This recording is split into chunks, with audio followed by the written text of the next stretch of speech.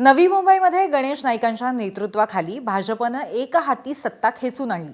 महापालिकेच्या एकूण जागांपैकी भाजपचे 65 नगरसेवक निवडून आले, तर गणेश नाईकांना आव्हान देणाऱ्या शिंदेंच्या शिवसेनेचे 42 जागांवरती विजय मिळवला।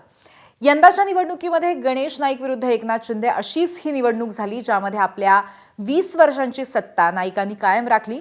पण आता मात्र गणेश नाईकांची भाषा बदलली आहे, त्यामुळे नाईक आणि शिंदेंचं पॅचअप झालंय का असा सवाल उभा राहिलाय।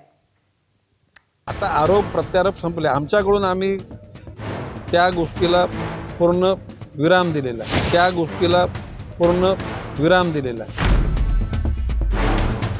गणेश नाईक यांच्या तोंडचे हे शब्द ऐकून अनेकांना धक्का बसला असेल, किंवा तुम्हाला हा मॉर्फ केलेला व्हिडिओ देखील वाटत असेल, पण तुम्ही जे ऐकताय तेच खरंय। ज्या गणेश नाईकांनी एकनाथ शिंदेंच्या विरोधामध्ये दंड थोपटले होते, त्याच गणेश नाईकांनी निवडणूक संपली, शत्रुत्व संपलं असं वक्तव्य केलंय। निवडणुकीच्या धुरळ्यामध्ये महायुतीतले 2 मित्र पक्ष आणि त्यांचं शत्रुत्व हे चर्चेत राहिलं। गणेश नाईक यांनी धारधार आरोप करायचे आणि त्यावरती एकनाथ शिंदे किंवा श्रीकांत शिंदे यांनी उत्तर द्यायचं, हा कार्यक्रम साधारण दररोज सुरू होता। पण निवडणुकीचा निकाल आला। नवी मुंबई गणेश नाईकांनी आणि ठाणे एकनाथ शिंदेंनी राखलं, आणि त्यानंतर गणेश नाईक यांच्या मुखातून हे शब्द बाहेर पडले। नाही, आमचा मुद्दा विकासाचा सुद्धा, परंतु आमच्या शहरात येऊन काही लोकांनी स्वतःची एखादी भूमिका मांडण्याचा प्रयत्न केला, तो खोडून काढण्याचा आम्ही प्रयत्न केला आणि त्याच्यामध्ये आम्ही यशस्वी झालो। तुम्ही आता त्यांचे घोडे फरार केले आहेत, टांगपलटी केलेला आहे। आणि आता घोडे टांगे सगळे संपलेले आहेत, आता विकासाचा मुद्दा आहे।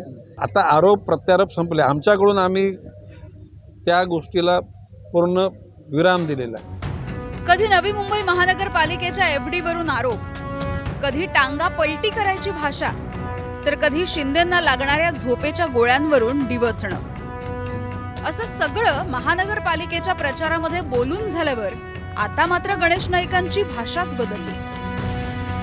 काही लोक 25 मध्ये वयोवृद्ध होतात, आशाहीन दिशाहीन। माझ्या एवढ्या आयुष्यामध्ये सुखी राजकारणी एकटा गणेश नाईक आहे। No tension. तुम्हाला मी टेन्शन मध्ये कधी दिसलो का? ते बिंदास। मला रात्री 3 गोळ्या खायला लागत नाहीत, मी इथं झोपलो 5 मिनिटांमध्ये झोपतो, यांना 3 गोळ्या घ्यायला लागतात, कधी कधी चक्कर येते। आमच्या एका चाहत्याने सेक्टर 17 मध्ये असे होर्डिंग लावले होते व्यंगचित्राचे, मला दिसतं सांगितलं, मी ते बंद करायला सांगितलं। आणि आता या बाबतीत नुसते हे तर मित्रपक्षाचे, विरोधी पक्षाच्या लोकांच्या विषयीसुद्धा अशा प्रकारचं कुठलंही उद्गार, लिखाण किंवा व्यंगचित्र अशी होता कामा नये। गणेश नाईक असो की एकनाथ शिंदे, दोघांनीही एकमेकांच्या विरोधात प्रचारात रान पेटवलेलं असताना त्यांचे कार्यकर्ते देखील एकमेकांच्या विरोधात प्रचारामध्ये द्वेषानं उतरले। कार्यकर्त्यांची निवडणूक म्हणता म्हणता ही निवडणूक मंत्र्यांच्याच प्रतिष्ठेची बनली। पण निवडणूक संपली आणि नेत्यांची भाषा बदलली।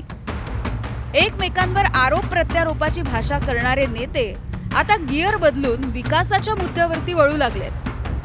1995 पासून ज्या पक्षाबरोबर मी गेलो त्या पक्षाला निर्विवाद बहुमत दिलं। शिवसेनेत होतो, शिवसेनेने 5 वर्ष नेतृत्व जनतेच्या हिताकरता केलं।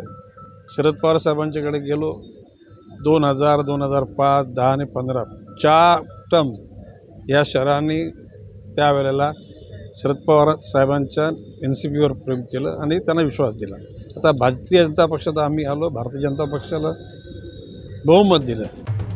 गणेश नाईकांच्या या भाषेमुळे एकनाथ शिंदे आणि नाईकांमध्ये पॅचअप होणार आहे का, की मग नव्या संघर्षाचा सीझन 2 सुरू होणार आहे, हे लवकरच बघायला मिळेल।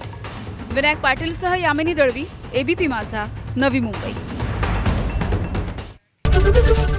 ABP माझा, उघडा डोळे बघा नीट।